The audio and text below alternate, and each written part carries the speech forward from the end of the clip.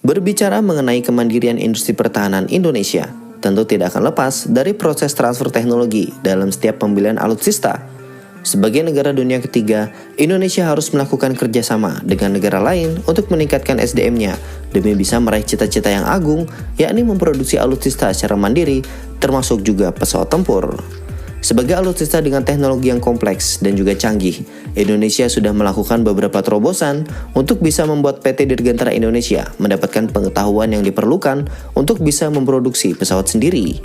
Di antaranya adalah akuisisi 42 unit Rafale dari Prancis dan juga kerjasama pengembangan KF-21 Buramai.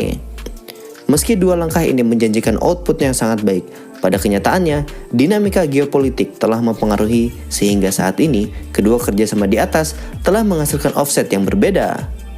Tentu sangat menarik untuk kita bandingkan lebih untung mana akuisisi Rafale atau KF-21 dari segi offset yang didapatkan untuk industri pertahanan Indonesia.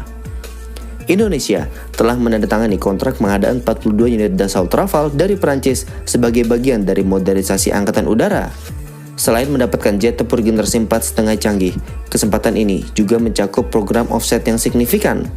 Salah satu elemen utama adalah pendirian desain office di PT Dirgantara Indonesia yang bertujuan meningkatkan kemampuan industri dirgantara nasional dalam pengembangan dan pemeliharaan pesawat tempur modern. Offset ini memungkinkan insinyur Indonesia untuk mempelajari teknologi desain dan integrasi sistem pesawat tempur secara langsung dari Dassault Aviation. Selain desain office, Prancis juga memberikan fasilitas Computer Based Training atau CBT guna meningkatkan keterampilan teknisi dan juga kru penerbang. Fasilitas ini akan membantu Indonesia dalam membangun sistem pelatihan yang lebih efektif bagi para pilot Rafale dan teknisi pemeliharaan. Selain itu, terdapat Weapon Integration Laboratory yang berfungsi untuk mengembangkan dan juga menguji integrasi sistem persenjataan pada pesawat tempur. Dengan demikian, Indonesia tidak hanya mendapatkan pesawat canggih, tetapi juga membangun kapasitas industri pertahanan udara yang jauh lebih mandiri. Komponen lain dari offset pengadaan Rafale adalah transfer teknologi dalam bidang electronic warfare. Kemampuan ini sangat penting dalam peperangan udara modern karena bisa memungkinkan pesawat untuk mendeteksi dan menetralisir ancaman elektronik dari musuh. Dengan adanya teknologi ini, Indonesia dapat meningkatkan kemampuan peperangan elektroniknya yang sebelumnya sangat bergantung pada teknologi asing. Selain itu, Dassault Aviation juga bisa membantu PT DI dalam mendapatkan sertifikasi ESA untuk pesawat N219 yang membuka peluang ekspor bagi produk industri penerbangan Indonesia di benua biru. Offset Rafale juga mencakup Engineering Work Package atau EWP dan Production Work Package. Engineering Work Package memungkinkan Indonesia untuk mendapatkan akses ke desain dan juga pengembangan pesawat, sementara Production Work Package memberikan kesempatan bagi PT DI untuk memproduksi komponen pesawat berbasis komposit. Dengan adanya dua program ini, industri penerbangan Indonesia bisa semakin maju dan dapat berkontribusi dalam ekosistem produksi global dalam bidang pesawat tempur. Di sisi lain, kerjasama dengan Korea Selatan dalam proyek KF-21 Buramai memiliki tujuan yang ambisius, yaitu membangun jet tempur generasi 4,5 secara bersama-sama. Namun seiring berjalannya waktu, kerjasama ini mengalami beberapa kendala. Salah satunya adalah intervensi Amerika Serikat yang membatasi akses Indonesia terhadap beberapa teknologi inti seperti akses ke radar AESA dan juga sistem peperangan elektronika. Akibat hal ini, Indonesia tidak bisa mendapatkan transfer teknologi sepenuhnya sesuai dengan perjanjian di awal. Indonesia awalnya juga diharapkan membayar 20% dari total biaya pengembangan KF-21, yakni sekitar 1,1 miliar US dollar. Namun, setelah negosiasi ulang, kontribusi ini akhirnya dikurangi menjadi 411,5 juta US dollar atau sekitar 6,5 triliun rupiah. Pemangkasan ini berdampak pada jumlah teknologi yang dapat diakses oleh PT DI. Meskipun tetap berkontribusi dalam pembuatan beberapa komponen, skala produksinya menjadi lebih terbatas dibandingkan dengan yang direncanakan pada awal proyek. Salah satu masalah besar dalam kerjasama KF-21 adalah tuduhan pencurian data oleh insinyur PT DI. Korea Selatan mencurigai adanya kebocoran informasi teknologi dari program pesawat yang melibatkan tenaga ahli Indonesia. Meskipun tuduhan ini pada akhirnya tidak terbukti secara konkret, hal ini memperburuk hubungan antara kedua negara dalam proyek tersebut dan membuat akses Indonesia terhadap teknologi semakin terbatas. Situasi ini menambah daftar tantangan yang dihadapi dalam kerjasama KF-21. Dibandingkan dengan offset Rafale, proyek KF21 pasca pengurangan kontribusi Indonesia memiliki dampak yang jauh lebih kecil dalam membangun industri penerbangan nasional. PT DI memang tetap mendapatkan pengalaman dalam merancang dan memproduksi bagian pesawat, tetapi tanpa akses terhadap teknologi inti, manfaat jangka panjangnya menjadi terbatas. Indonesia lebih banyak bertindak sebagai kontraktor manufaktur daripada mitra pengembangan yang sejajar. Offset dari Rafale telah memberikan keuntungan yang lebih konkret dibandingkan KF21 karena Perancis menawarkan transfer teknologi yang luas tanpa batasan politik. Teknologi yang diberikan dalam paket Rafale langsung berkontribusi pada peningkatan kapasitas industri pertahanan nasional, terutama dalam bidang integrasi senjata, peperangan elektronik, dan sertifikasi pesawat.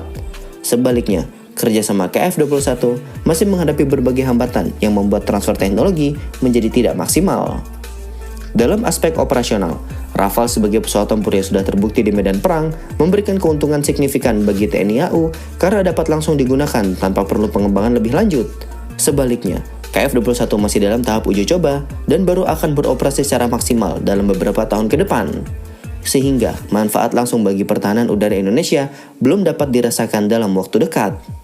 Jika dibandingkan dari sisi fleksibilitas, Rafale juga masih jauh lebih unggul karena Indonesia memiliki kebebasan lebih besar dalam integrasi persenjataan. Sebaliknya, KF21 masih sangat tergantung pada teknologi dari Korea Selatan dan Amerika Serikat yang dapat menghambat integrasi senjata tertentu karena alasan politik ataupun regulasi soal ekspor. Dari segi investasi, Rafale memang lebih mahal dalam pembelian awal, tetapi offset yang diperoleh memberikan keuntungan strategis bagi industri pertahanan nasional.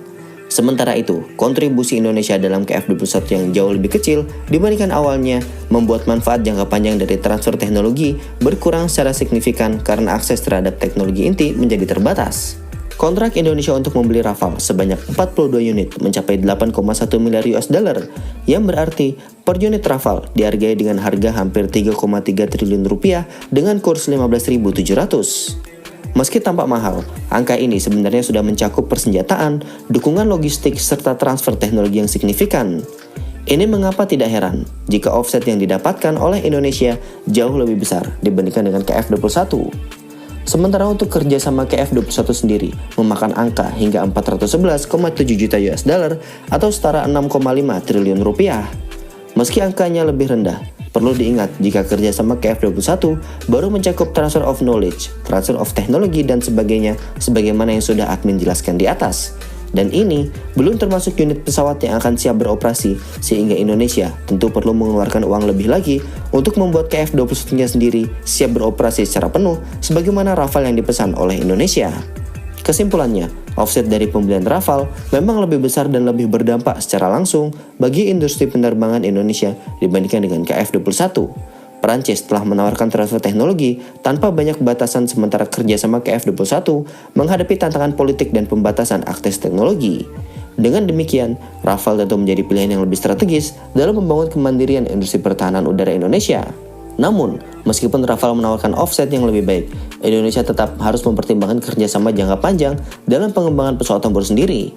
Jika ingin mendapatkan manfaat maksimal dari proyek KF21, Indonesia perlu menegosiasikan kembali akses terhadap teknologi inti atau mencari alternatif lain seperti kerjasama dengan negara yang lebih fleksibel dalam transfer teknologi.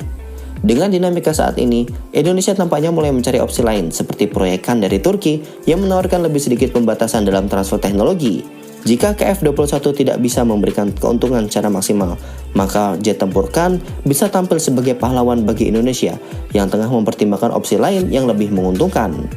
Nah, bagaimana menurut kalian mengenai kabar ini? Sampaikan komentar kalian di bawah.